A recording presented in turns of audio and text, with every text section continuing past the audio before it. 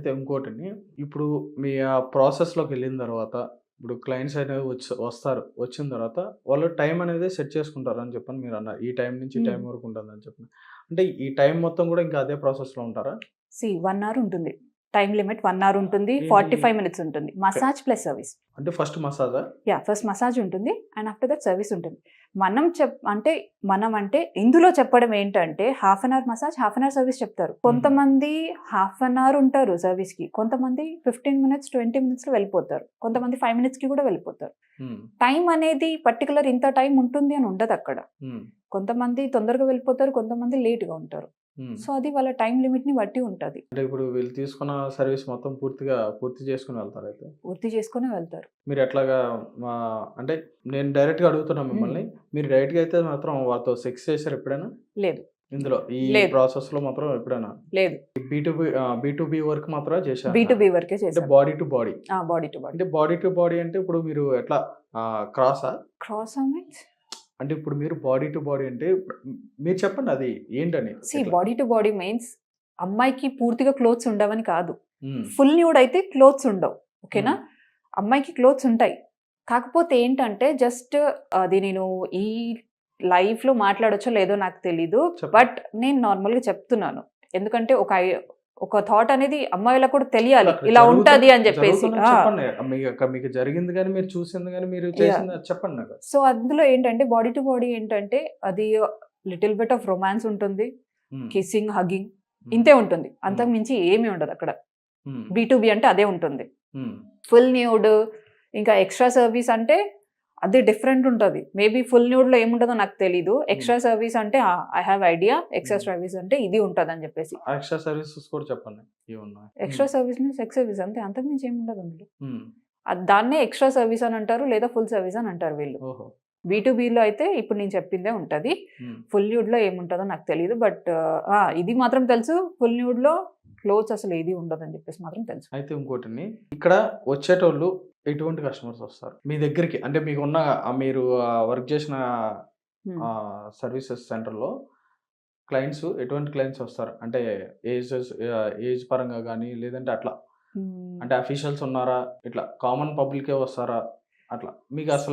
మీరు అబ్జర్వ్ చేసినోళ్ళు ఎలా వచ్చారు? అబ్జర్వ్ చేసిన వాళ్ళలో అయితే వెల్ ఎడ్యుకేటెడ్ ఉన్నారు. హ్మ్. అన్‌ఎడ్యుకేటెడ్ గూడా ఉన్నారు అందులో. హ్మ్.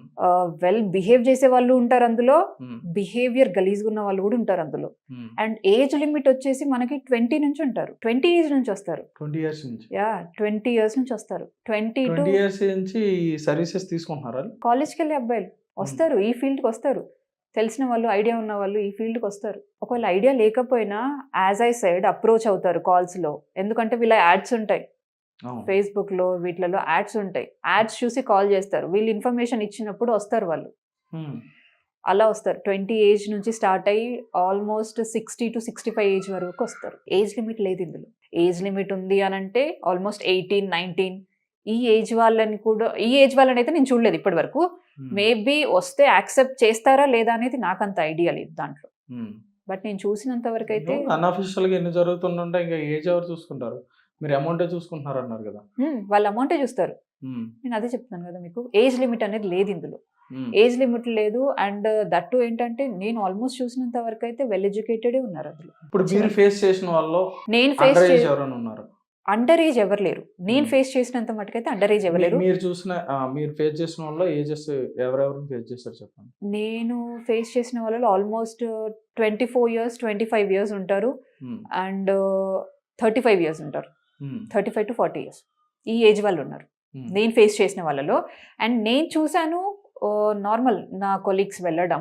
బట్ అది ఏం చేశారనేది నాకు తెలీదు అందులో సర్వీస్ ఏంటిదనేది. అంటే మీకు ఎవరికి వాళ్ళకి సర్వీస్ సెపరేట్‌గా ఉంటుందా? అంటే మీరు చెప్పుకోరా? ఆహా! లేదు. అంటే ఇప్పుడు మీరు ఏ సర్వీస్ చేస్తారో మీ కొలీగ్‌తో చెప్పడం ఉండదా? అది షేరింగ్ ఉండదు. ఆ! అక్కడ ఈ టాపిక్ మాట్లాడడమే ఉండదు. హ్మ్. ఆ సర్వీస్ అనేది కూడా అందరి ముందు చెప్పరది.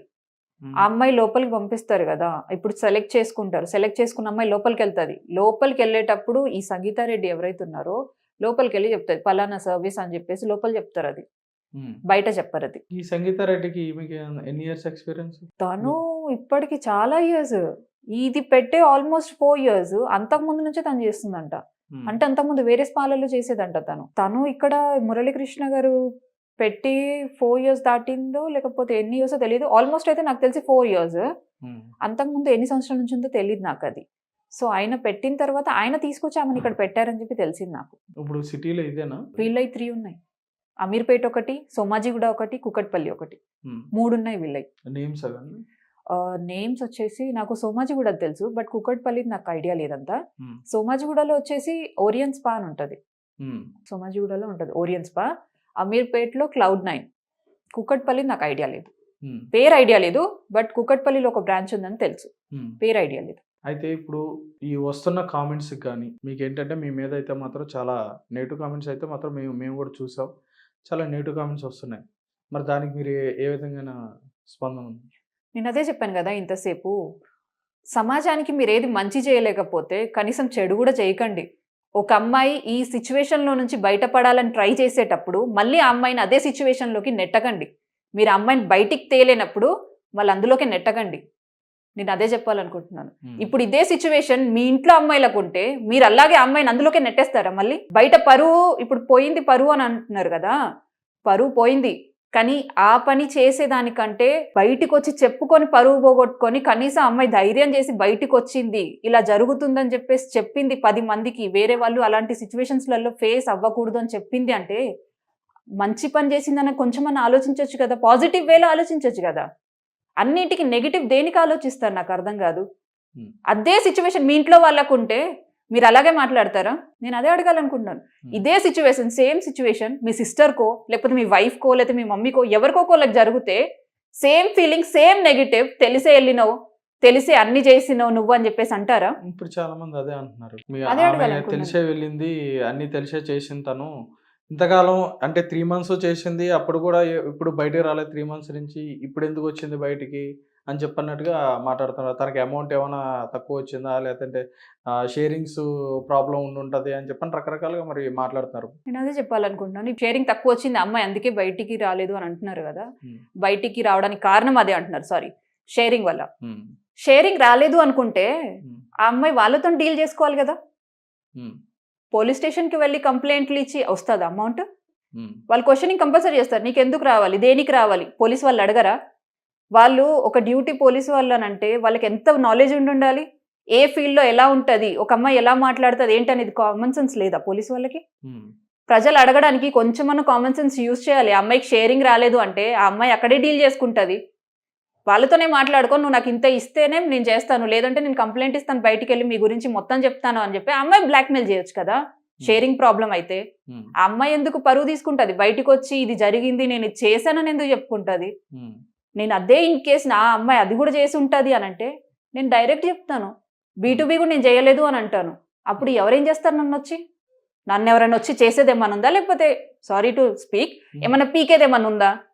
ఇప్పుడు నేను B2B కూడా చేశానని నేను ఎందుకు చెప్తాను? ఇప్పుడు నేను ఎక్స్ట్రా సర్వీస్ చేయలేదన్నాను, B2B కూడా నేను చేయలేదు, ఓన్లీ మసాజ్ ఒకటే చేసినా, దేనికి ఎలా కామెంట్ ఇస్తావరా అని చెప్పేసి నేను కూడా అడగొచ్చు కదా. కానీ వాళ్ళు నోర్లు ఖరాబ్ చేసుకున్నారు కదా అని చెప్పి నేను నోరు ఖరాబ్ చేసుకుంటే వాళ్ళకి నాకు తేడా ఉండదు కదా. నేను సొసైటీలో వేరే అమ్మాయిలు ఎవరన్నా ఉంటే నాలాగా సిచ్యువేషన్ ఫేస్ అవ్వకూడదు అని చెప్పి నేను ముందుకు వచ్చాను. ముందుకు రావడం నా తప్ప? వేరే అదే సిచ్యువేషన్లో మీ అక్కో మీ చెల్లో ఉండి బయట నెగిటివ్ రైట్స్ ఇచ్చే కూడా రైట్ లేదు మీకు అసలు మాట్లాడే అర్హతే లేదని నేను అంటాను. ఎందుకంటే ఇప్పుడు నువ్వు ఏది చేయలేవు, ఆ అమ్మాయిని అందులోంచి బయటికి తీసుకురాగలుగుతావా, లేకపోతే ఏదైనా న్యాయం చేయగలుగుతావు అందులోంచి? చేయలేవు కదా. సో అట్లా అన్నప్పుడు అన్ని మూసుకొని కూర్చోవడం మంచిదని అంటాను నేను.